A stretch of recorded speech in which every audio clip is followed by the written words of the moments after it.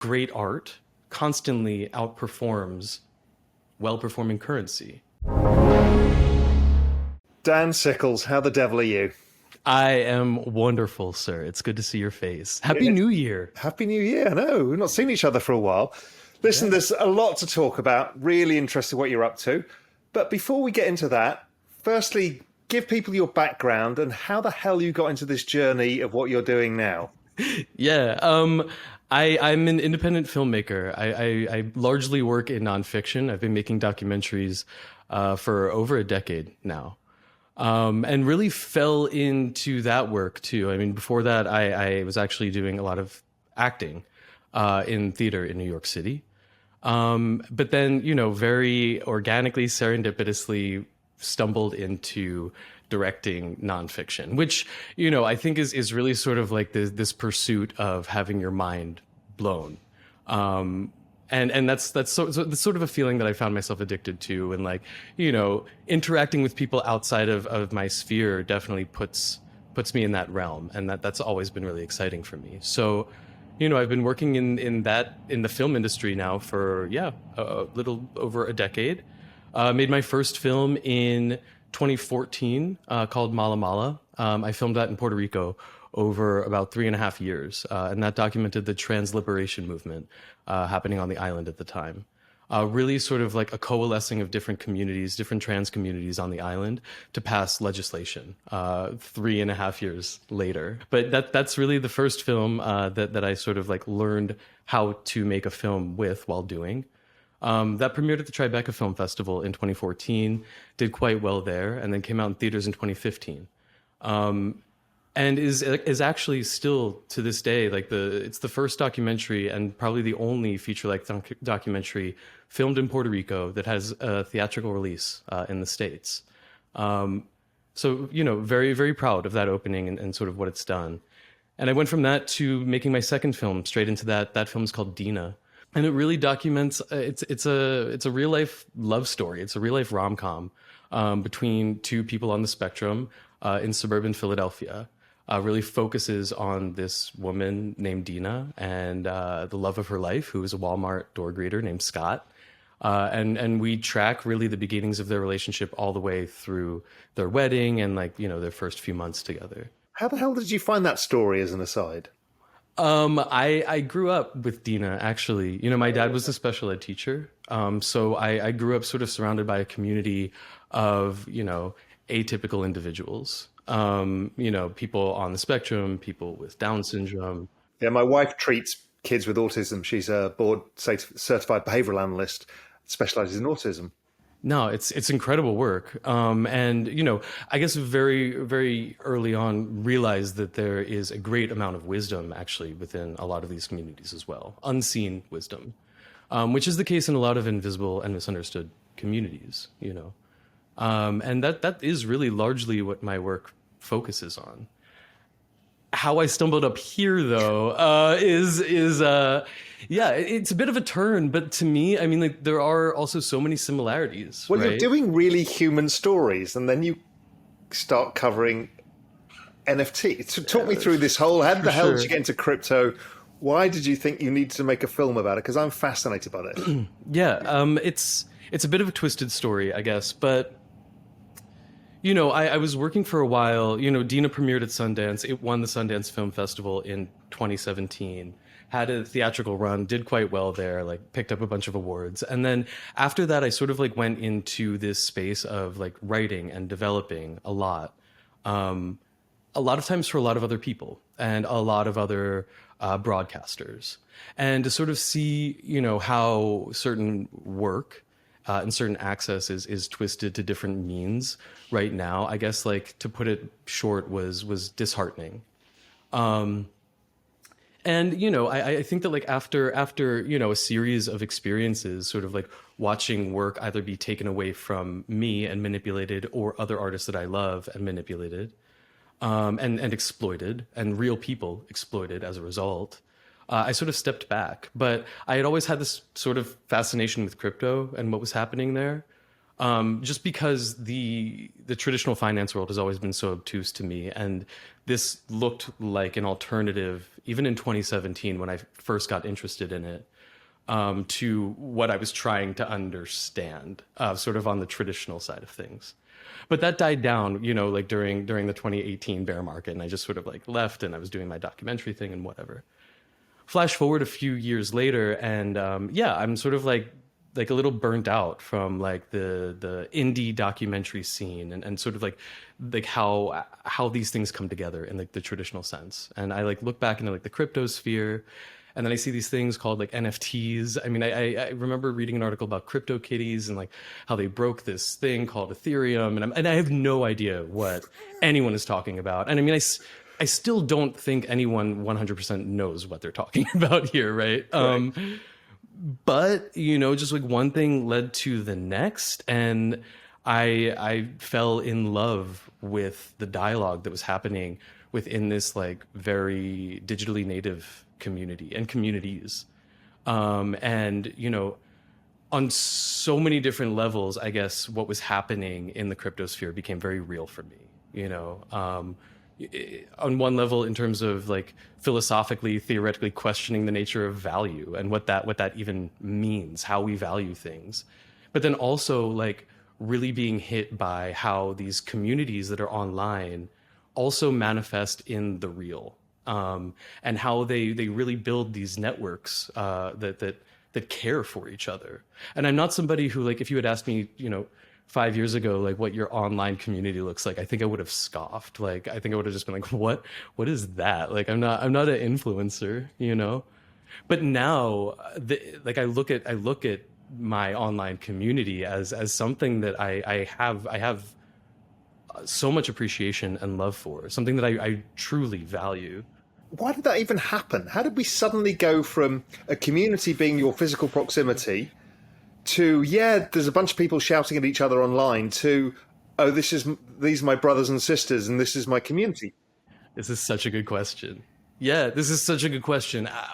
There's a million answers for it, right? Because like when we're talking about like NFTs and crypto art, like we are also talking about, you know, 36 different things that include different motivations, mediums, intentions, all of it, right? So I think this is something that I'm really trying to parse with this work, and sort of like create this film that demystifies a lot of what's being said about the space, really, from people like looking on the outside in, to trying to create something that is an expression of what this space is really trying to figure out. Which I think, to your question, is why does this exist, and why is it so sticky? You know, but I think that, again, there are so many reasons. It's like Bored Ape Yacht Club is an example that I will take, because, you know, I have an ape. Yuga has done miraculous things, sort of like bridging like this like virtual and physical world. And I went to the first Ape Fest in New York City. It was on Halloween. They rented like a sort of like ferry boat. And I remember I brought my wife, because I was like, you know, I'm making this film. We're here on Halloween together, but, you know, like whatever the compromise is, like we're gonna go and do this thing, and I'll film with my phone and whatever. And I was really taken with how quickly this sort of recognition and sort of mutual appreciation and respect happens in these groups that are sort of flying these, you know, sort of flags, these tribal internet virtual flags on the internet. But in a way it doesn't make sense, but then in another it totally does, because humans are tribal anyway, right? We'll find any reason to coalesce around a single theme and multiple themes, and we've always done it. Absolutely. And I think that like within that, there's a bunch of nuance, right? I mean, like you have the effects of COVID, which like I think people are so hungry to connect with people outside of their immediate sphere. Like people have been locked in their home, their neighborhood, their, you know, immediate vicinity, their country, right? So I think now, like you sort of have this crossover that's really happening between like these internet communities that have been like, oh, I like this JPEG, can we trade for this JPEG and whatever, that are now also being able to sort of enact themselves and manifest in the real. So it's supercharged in that way, because everyone's like, oh, now we get to actually meet, and there's something so human in that. And it's magic. I mean, I've talked about this recently. I went to the Ledger event in Paris, and it was just magical because there was people like Fuck Render, OSF, there was musicians, fashion people, technologists, finance people, and it's like, oh, this is a moment in time. This is one degree of separation from everybody who matters. It's a petri dish, right? And everyone's really bobbling around trying to figure out what is happening, how to make use of this like extremely, extraordinarily powerful thing, right? I mean, it manifested a conference in Paris that you're referring to just now, right? And that only exists because of this space, which is like literally constructing and iterating its value over and over and over again, and then finding new avenues for it over and over and over again. And it's all happening at the speed of light. So why make a film about it?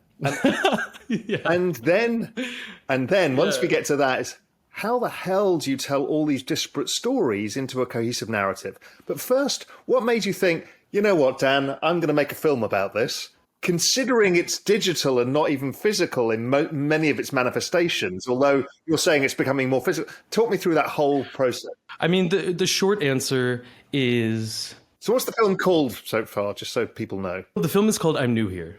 And, I guess the short answer to your question is, I was spending so much time trying to answer these questions for myself as I was falling into this space, like really with the sensation of like Charlie in the chocolate factory. You know what I mean? That on one hand, I was like, well, if I'm going to spend a lot of time digging into this and resources, right? I mean, early on, I bought a CryptoPunk and I made that commitment. And it is a commitment.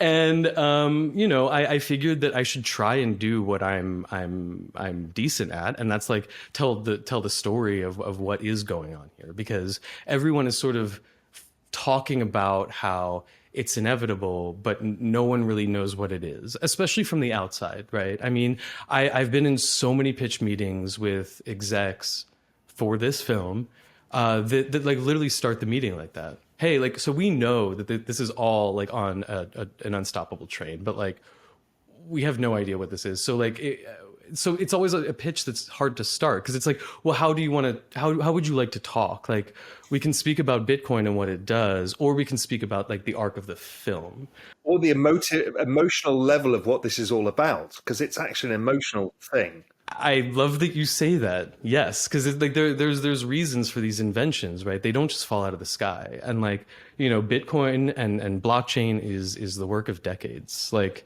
this isn't. I mean, it's relatively new, absolutely, but like there is real thought and value put behind into how things have emerged. And I think that that's really important to track, especially like knowing how fast things are speeding up right now. I'm very cognizant of the fact that I don't want people to hop into crypto art without any opportunity to understand who the cypherpunks were, or who the guys were who actually discovered how to build blockchain and create like a trustless decentralized system. And these guys, like, they did it at a Friendlies in New Jersey, and no one knows who they are and no one really knows their name. But Haber and Stornetta, like they will win a Nobel Prize in the next decade once this actually hits the mainstream and once actually people figure out, oh, this is what blockchain can do, right? So I mean, like that's the work. I think like similar to all my films, I think like there is a lot of demystifying to be done. There's a lot of like misunderstanding as to what the intentions for a lot of this tech is all about. But then I think at the end of it, what I'm most inspired by is how this has connected humans across borders, right? And like there is a permissionlessness, there is a decentralized nature to all of this that is just like it is so attractive, and it is innovative, and it is worth pausing and reflecting on and appreciating in like all of these different ways. And to me, more than any other group, I have bias in this, but artists are the people who sort of take these tech technology ideas and like these seeds, and they like transmute them into something tangible that speaks to what it is and what it's trying to do, you know. And it's artists who will make all of this make sense with us. Yeah, it's art is always at the forefront of culture, Exactly. and then it gets copied, and then Exactly. it moves around, and then it becomes part of society. But art has always played that role. Absolutely. I mean, the dollar bill has so much design behind it, right? It's absolutely mimetic, and we absolutely trust it, you know. And I think that like when we start to break these things apart and like look at them in different ways, like we can see how all of this really applies. The value of memes, of mimetic economies. Yeah, and I was going to talk about that. Is talk to people a bit about mimetics, memes, narrative arc, storytelling, because that's what's coming to life here. And 6529 talks about this a lot. But I think a lot of people don't understand it. They still, even my wife thinks I'm crazy in NFTs. She's like, I get the crypto thing, but this NFT stuff's stupid. And you try and explain. Yeah, for sure. Yeah, there's so many different metaphors, all of which from the inside sound a bit cliche now, right? But I guess like the image of the Statue of Liberty, it means so much. Like, what price tag would the United States of America put on that statue? Is it even possible, right? And the value of that meme has outperformed all of the value of the American economy potentially, right? And I think that like there's something to consider in that, and how great art constantly outperforms well-performing currency. You know, and we already sort of speak to ourselves in these tokenized ways. If you tell me that you own a Monet, I can probably assume a few things about you as a collector, and also potentially as you know, your resources too, right? So I think that all these things are really converging when we talk about NFTs, but memes, I mean, there's so many people who do a really good job at this, including Richard Dawkins, right? But they're just like they're very potent forms of expression, right? That you can almost quickly glance at them and connect with a meaning. A lot of them are fractured and mean lots of different things for lots of people, like Pepe the Frog, right? But the idea is that there are sort of all of these intangibles surrounding these memes very often, like Pepe the Frog. You see Pepe and you have all these different associations, but there's no real way to value them. And what NFTs are also playing with is the idea on creating a meme economy based on a meme. That's really where Pepe's specifically comes from. But, you know, everything, religion is a meme, right? I mean, most things, everything, absolutely, human society is put together by these narratives that we construct to tell ourselves certain, what we believe are truths. It's all me. It's all narrative. It's all narrative. Absolutely. I mean, people would ride into battle with holding a cross, you know, and that sort of tells you everything. People also sport Supreme T-shirts, and I think that that's really what NFTs specifically are really like leaning towards. I think crypto art is also really working to sort of differentiate itself from kind of like the digital collectible camp, and is expressing a whole bunch of other things, all of which have different sort of intents behind them, dependent on which artist or genre we're talking about. But I mean, again, like the idea of memes and them being tradable and actually ascribing value to them is pretty novel, because we've had this language on the internet for decades, since the existence of the internet. But there's been no real way to sort of speculate on the value of the meaning behind a lot of these memes, right? And, you know, and people will think of this, some people will be watching this thinking, well, there is no value, but what is the value of an advertising slogan? It's a meme. And they're all used to different means. And the Bored Ape Yacht Club was a way of leveraging a giant media technology business called Yuga, which is now worth $4 billion and came out of nowhere. Exactly. You know, and that came from a meme, which is a bunch of bored apes. Absolutely. Absolutely. So you think, okay, well, I want to tell the story of all of these stories.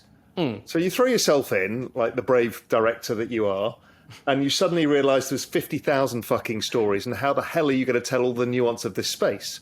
What do you do? Because you've actually interviewed a ton of people. So talk us through that whole thing of how you're trying to construct a narrative from so many sub-narratives. Yeah, well, I think that it's also it's trying to embrace the space for what it is, right? And it is decentralized. And I think that like it's important that if you're going to try and wrangle your arms around telling some sort of story about it, that it's as wide and decentralized as possible, right? So I think on one hand, like it's been my responsibility to listen to as many people as possible and try and find as many different perspectives as possible to sort of like craft a spectrum of experiences within this space, right, that speak to it. Because I think that also for an audience who doesn't know this space, who isn't fluent in the crypto sphere, I think it's also important and significant to sort of provide as many different points of entry as possible, so that you have people who are former VCs or traders understanding NFTs for the first time, but then also artists who on a very subjective emotional level are trying to express themselves in this very novel way and are able to do it because they're able to be anonymous, or they're able to do it beyond the borders of where they live. And I think that like combing through all these narratives and bringing them together and synthesizing them, it will speak to the whole in a way that no individual voice could, right? So my work now is really about braiding a lot of these stories in a way that shows off pivotal moments from crypto art history, but then also gives the audience an understanding as to what this space is about in a way that also provides context. I mean, I think that was a lot of our work together on set, really like establishing the crypto sphere and cryptocurrency as an alternative to a really fucked up system, right? And I think when we can speak to each other on that level, it doesn't become this giant tech thing right away, but it becomes an option. And right now, I think that people are really, really looking for options on every level for sort of where to put their money, what to believe in, sort of what art to look at. And I think that this space provides so much of that for so many people, but we need to demystify a lot of it and make it less scary. Now, I know you're still editing and shooting, but give us a hint of some of the people that you filmed, because you've done a lot. I mean, there's been stuff around the NFT space, but you've really, really gone and spoken to everybody.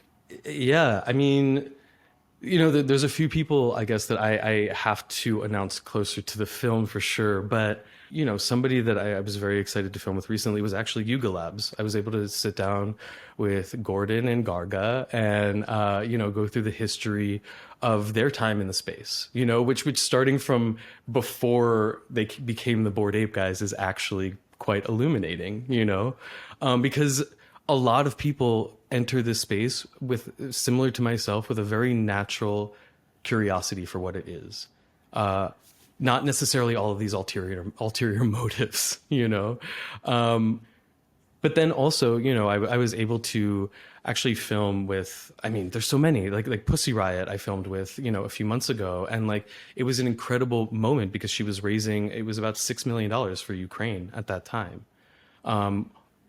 Simultaneously celebrating her daughter's like 13th birthday. So see this artist activist juggle all of these responsibilities at the same time. I mean, she's an absolute force. And I think that like watching and looking at how she uses this new tech to really armor herself and combat, all of the evil that she sees in the world, it's absolutely inspiring.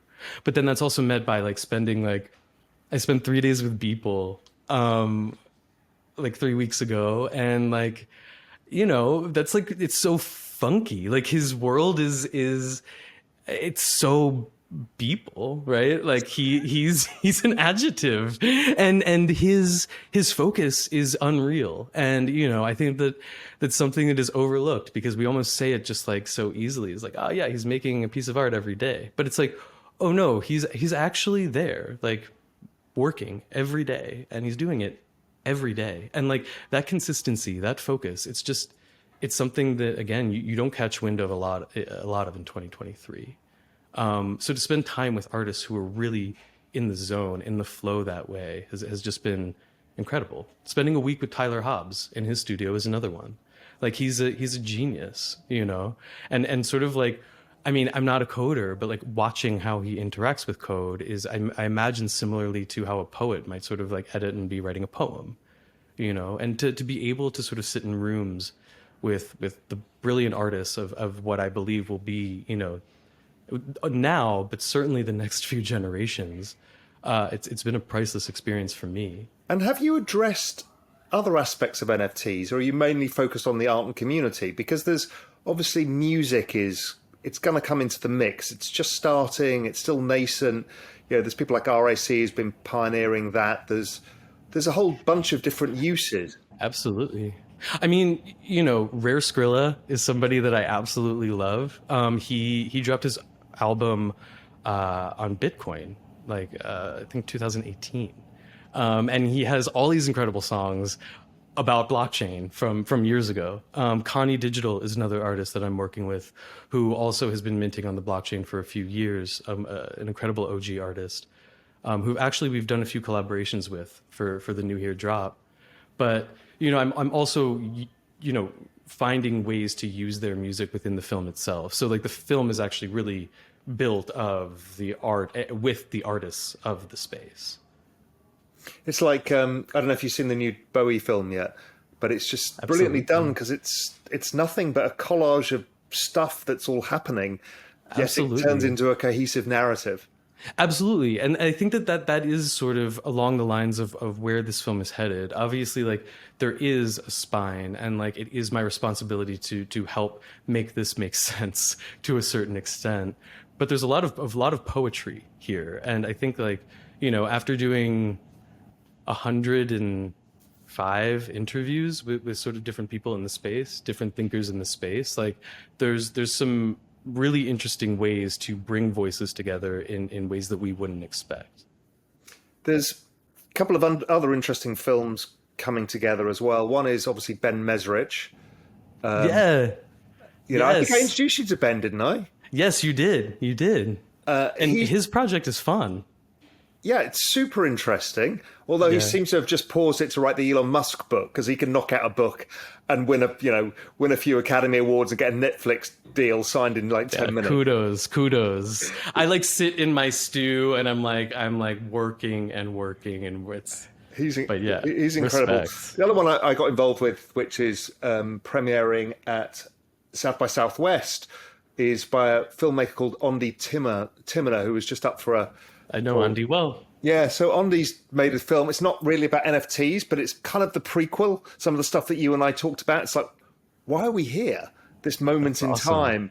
So she's got something big coming out. So I think there's this group of narratives that are all going to come together at the same time, which is going to be really interesting, because I think people will see all the different sides of this from the different parts of this community and make sense of it all. For sure. I mean, I think it's vital that there's like multiple films made about this space, right? That is sort of, again, to the decentralized nature of it all. Like, I hope that I'm not the only person working towards this goal of making media that people can share and be like, hey, if you still don't get it, check out this film, or check out this scene from this film that might help you understand, right? The more that we have at our disposal, the better. And right now there's not much. So I'm very excited for this moment. Yeah, I just love the fact that all of these are coming together roughly at the same time. When do you think your film is going to be finished? My film should be finished by the end of this year. So the end of 2023 is our end date. Mostly for VFX and animation. We're doing all these incredible, like, sort of metaversal builds that really show off the artist's work built into a space that really represents them. So a great example is, you know, Snowfro is really sitting in this structure that is basically built from squiggles. So it's just like a very native way of experiencing these artists in a space that really shows off what they do best. And that takes some time. So You also threw yourself into the different way of raising money for the film as well. It's mainly come from the community, but more than that, you then have a whole NFT project as well. Talk me through that whole thing. Yeah, for sure. Again, I independently raise money. I independently find financing for my films. I think it's important for a lot of filmmakers to sort of ask themselves that question of like where money is coming from, and then who controls what they can do, right? And that's something that this space has provided an abundance of, which is like that freedom to sort of build a community that will support work in this way. So we've sort of taken that and run with it, and we've released a collection of 10,000 pixelated avatars called Newbies. And they're all algorithmically generated based off of like the iconic traits of our cast. So basically when you mint a newbie, you might get a Raoul actually, with like a Tyler Hobbs body and Claire Silver hair and like, Coldy 3D glasses. And it's a really holistic way of just like showing off, the best of the space and who's in it. But then on top of it, 15% of the revenue in perpetuity goes towards all of the artists featured in the drop. So that's something that I've never really been able to do in nonfiction, is sort of like find a way of sort of supporting and recognizing the time that people have lent to me and to my crew in giving their story and their expertise to us in this film. So forever, as long as the New Here NFT project continues, which we've slated quite a few years for collaborations coming up, artists will continue to earn and be part of that waterfall, which is pretty cool. What is the idea behind the NFT community itself? I mean, you don't know where it's going to go, because that's the fun of this whole thing. But what is the genesis idea? What's in your head thinking, okay, I'm going to do this, and this is kind of what I think it should be or might be? To be honest, like holding a newbie, holding like one of these like New Here tokens, I think is like, it's the most straightforward way of building like a thoughtfully curated crypto art collection over the next few years. There's a lot of like physical events that actually we're preparing for. One of our producers actually just got nominated for 2 Academy Awards for 2 documentaries that he produced last year. It's insane. So, we will be doing like a live watching party for that, both in the meet space and in the metaverse for all the token holders. But at the same time, like we have a slate of collaborations coming up with artists all over the spectrum, where by virtue of holding one of these New Here tokens, you'll be able to collect for free. And that's something that's like been really exciting to offer, because we do want to encourage people who aren't familiar with the space, who don't know how to collect or what they're collecting yet, to be able to buy something and hold it, and then it opens them up to all of these other drops, And again, we've done some with, we've released this like really cool 3D jacket with Calvin Justice, who's like an Olympic swimmer turned digital artist. Connie Digital, the OG crypto musician. We did a cool collaboration with him. Yeah, I mean, I can announce the next one coming up with you if you're interested. Yeah, let's do it. So in the next few weeks, anybody who holds a New Here token will actually be able to collect an edition work from this artist that I really love. He goes by C3, and he's this artist based in Iran, and he's an anti-authoritarian artist doing incredible work, both digitally and on the streets. And it's incredible, very graphic work. And he's teamed up with us to offer an edition basically to everybody who holds a token. So, in the next few weeks, we will be sort of announcing when the snapshot's going to be taken for all of the token holders. And that way we'll be able to see all of the wallets holding one of these tokens, and they'll be able to go and claim one of these works. So that's really exciting. But then, we have basically every 6 weeks or so, there will be a new collaboration announced. So, that train doesn't stop either. It's wild to be doing this in parallel to making a film. But, we live in the crypto sphere. So what are we going to do? how the hell do you leave this sphere now, right? You made films before on specific things, but this is kind of gonzo filmmaking because you are now living it. And you're not going to leave it. You can't. No, I mean, there is no leaving it. I mean, like, there is no leaving it. I'm here for good. It is gonzo filmmaking. You are the story. Absolutely. I mean, I'm also the guy who, at the end of the day, I'm concerned with, the people that I was working with in Puerto Rico on my first film. The people that I was working with on my second film who, aren't, the first people hip to all of this information and this new technology. It's my prerogative that they understand why it's important that they have a wallet, right? And I think that that's really, for me, why this work is important. Because we're going to get to a point where, people who are very literate in sort of like on the internet and digitally and crypto literate, are going to move so far ahead of people who just like were so scared to set up a wallet and sort of try and start to figure it out for themselves and try and take some of that authority back. That's really what that's what I want to offer, something that we can share that sort of at the end of it, when that wraps up, people are like, okay, cool. I'm interested in Claire Silver. I'm interested in Beeple. I'm interested in, whoever it is, Raoul Pal, because that's really what I think we need right now is just something that's offering this new opportunity in a way that isn't so scary. And that's what I've tried to do with this Raoul's Adventures in Crypto series of interviews. It's just me going down the rabbit hole, speaking to people like you, or, people like 6529 or people like Mike Novogratz, or just piecing together all of these stories and all of the things that are happening for myself and just taking people along for the journey because I know it's important. It's invaluable, because like we just don't have that library for ourselves yet. And particularly when the establishment is so anti it. Yes. And yet you're seeing it on the ground and in such strength. But everyone else is going, la, la, la, I can't hear you. You kind of have to tell it. I mean, I'm working with artists in places that like they need VPNs to access the internet, but they're using VPNs to sell their art on blockchain and they're making a living doing it. Like I know an artist, she's very interested in building a metaverse school for women, who aren't able to access education because of where they're geo-locked, right? And all of these things, like, they're very real. Like they're not just ideas. And I'm excited to show that off because we don't see enough of that in the media. No, and I think people are missing, and I think 6529 nails this. This is we're still on that journey into living almost entirely digital lives, or a huge portion of it.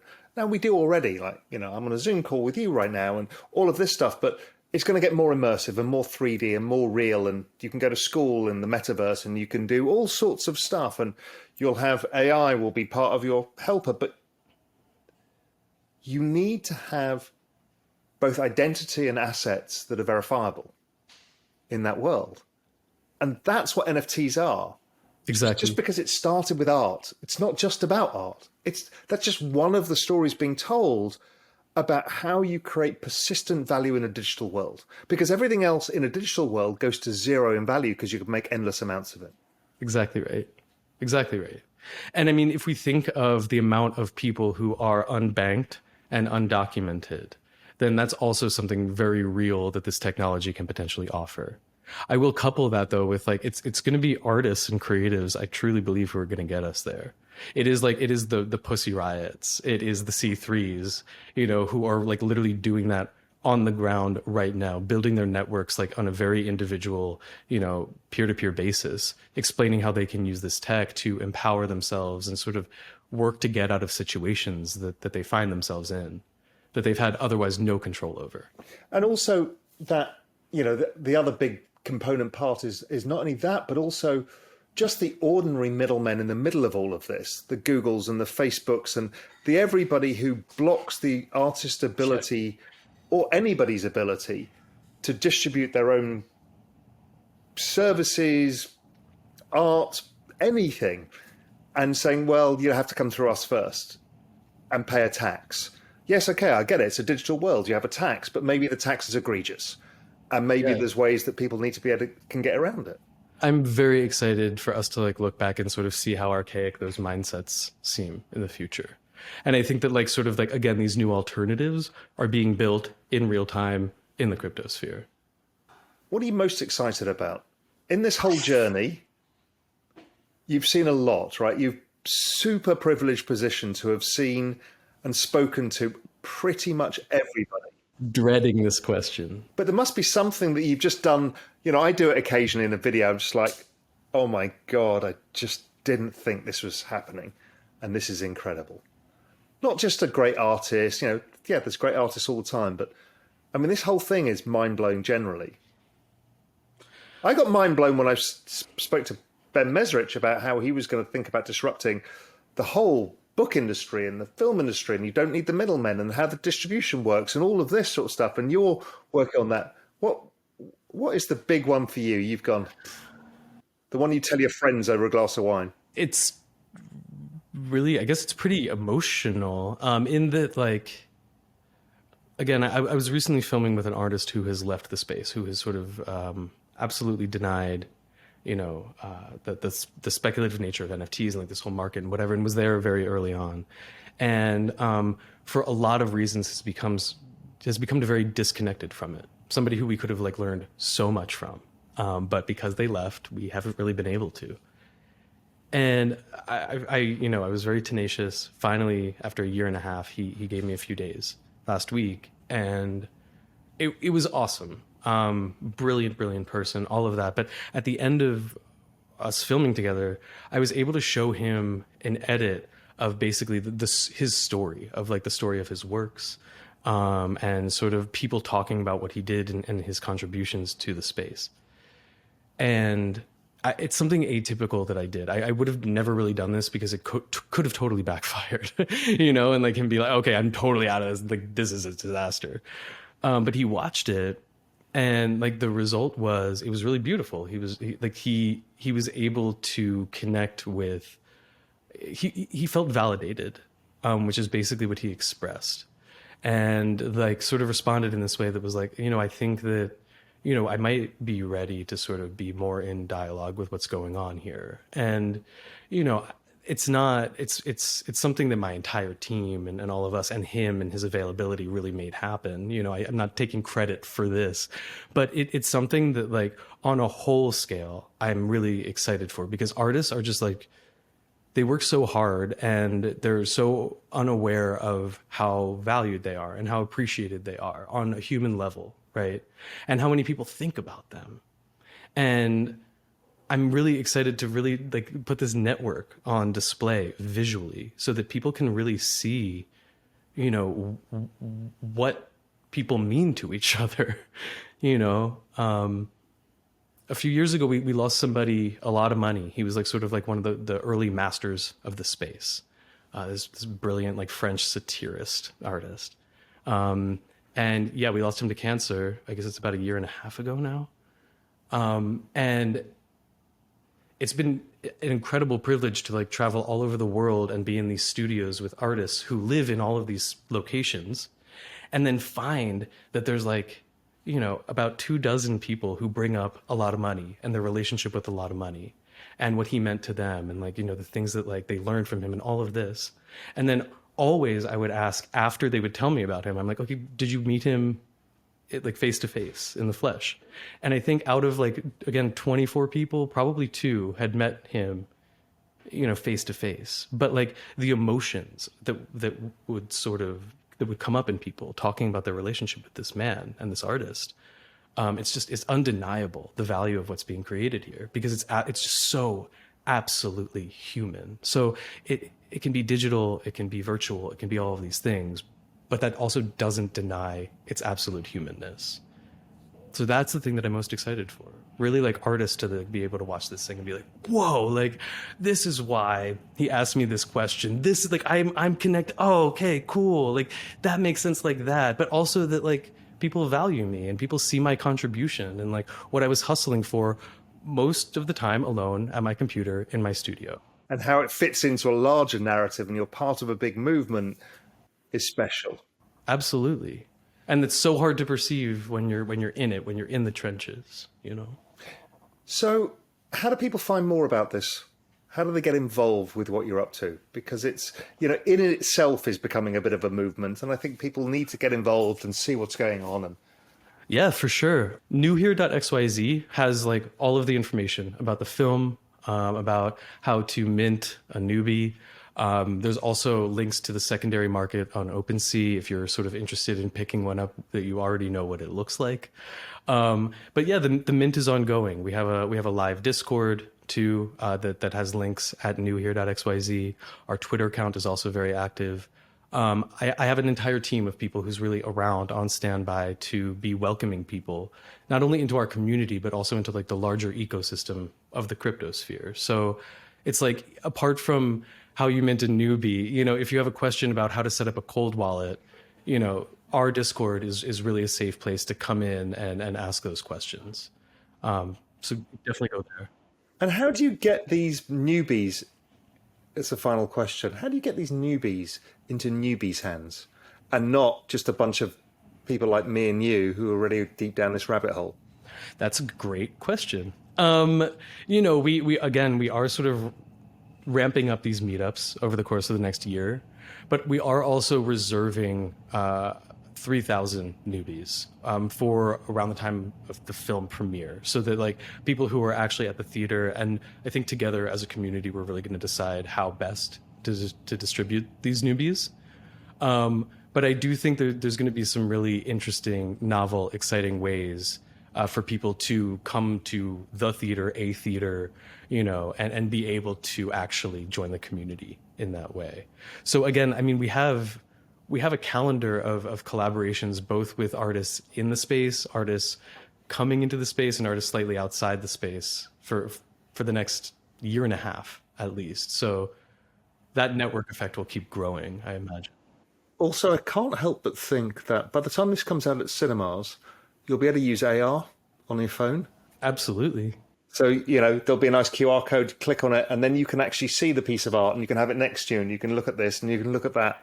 I mean, that's not far away. Well, I don't want to divulge too much, but the film is going to be full of Easter eggs. And I mean, like QR codes, all of that tech is definitely something that I'm going to be using to sort of break the film in unexpected ways. You'll be able to watch this as a viewer passively on your couch, absolutely. But like, there will also be very cool ways of interacting with the media as you're watching it, and then entering these other spaces. How are you going to get this distributed? Have you figured that one out yet? I'm going to let them come to us. Again, I mean, like, our cast is incredible. It's like the Ocean's 11 of the space, right? Which is a crass comparison, but I think people understand what I mean. And I mean, I've distributed my past films to a lot of people. My first film was globally available on Netflix for a few years back when they were buying licenses, which they still often do at certain points throughout the process. We're in conversation with a lot of people, but I think that my team is also very crypto native. So we want to make sure that the footage and the ownership of the footage is protected. Because beyond the film itself, like, we're looking to find ways that people can also access these interviews sort of in a longer form, so that like the experience of the film isn't just limited to the film itself, but is also accessible in a metaversal library, perhaps. And all of those considerations really affect at what stage you're able to sort of give ownership to other parties. But again, like, we'll see sort of what happens at the Academy Awards too, because people are really sort of circling this project in really fun ways. But we have a lot of work to do to make it great, and that's what I would rather be focusing on, and building up this community in a very native way before sort of turning to somebody on the outside looking in and saying, yeah, cool, come join us in this way that you also own. It's super exciting, Dan. You're doing something amazing. I cannot wait to see it, because I just think it's going to be something special, and it's going to take a snapshot of everything that's happened until now and this moment in time, because it's special, and it'll all change in the future, but you'll have captured it. Absolutely. And you know, for you too, like I'm so grateful for your time, you know, and That was showing fun. up to our studio in outside Miami, and like, you know, really, I mean, giving me a solid amount of time for me to like sit down and figure this out with you. It's not something that many people would do, but really sort of like allowing me the space to figure out like this macro way into this world, I think is going to make everything that we're doing accessible to a lot of people. So I'm very grateful to you for that as well. Hopefully, I've helped a little bit and tell that story because it's a big and You difficult have, story to tell, and it's an important one. you have. All right, my friend, best of luck with everything, and get your head down editing. Thank you, sir. I'm about to head into it now. Headed to my cave. Take care. My key takeaway from speaking with Dan is that there are so many nuances to what this is all about, what this movement is, and it is a movement. And Dan is really deep down the artist portion of it, but also down the community portion. And these two nexuses have kind of never been together. There's no community of Damien Hirst supporters. Well, there is now because of what he's done. Damien Hirst has done with NFTs and created a community and a Discord where he speaks to people. But it's also how he's bringing filmmaking into this and how he's creating community around that, much like Ben Mesrich has. And it follows on from that kind of thing. So it's just really learning in an eye-opening way. And how important this is, because he's an observationalist at core. And he's observing something special, and we're all part of this. And as I mentioned in the interview, this is what Raoul's Adventures in Crypto is all about. It's all being part of something, learning together, and we're all new here. Hey visionaries, thank you for tuning in. For more free crypto content like this, head over to realvision.com/crypto. You'll get early access to the most brilliant minds in the space to cut through the noise, get in-depth analysis, and get you ahead of the curve with unbiased insights.